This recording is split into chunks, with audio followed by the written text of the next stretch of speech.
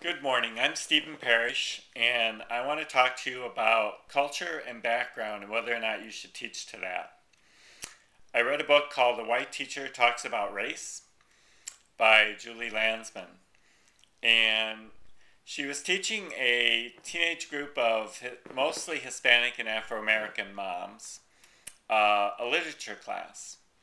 And she walks into her class one day and she decides that she asked them if they would like to go to a Barnes and Noble store, and she would let them each browse around and pick out a book, and she would buy it for them.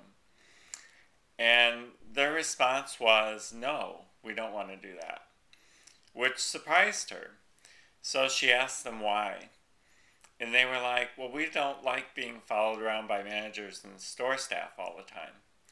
So she said, "Well, what if I call ahead of time and make sure that that didn't happen?" And they were like, "Well, no, that's okay. We don't want, you can go and buy us books if you want, but we're not going."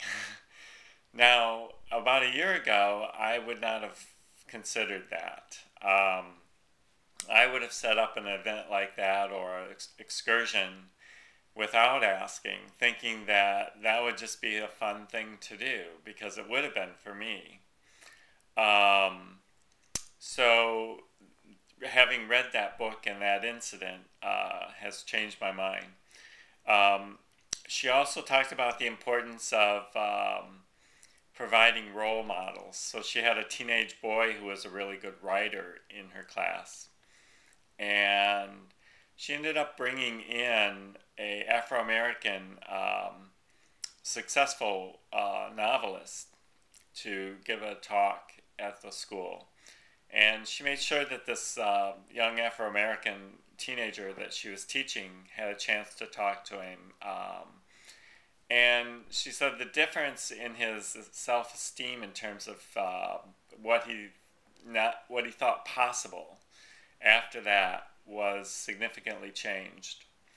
So I think it's very, very important to teach to and understand backgrounds and cultures.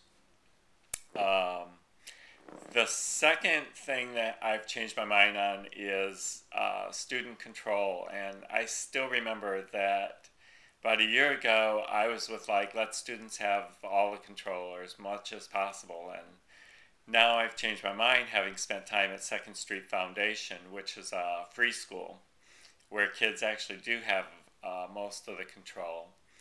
And having spent time there, I've decided that I really like a more structured, formal classroom setting.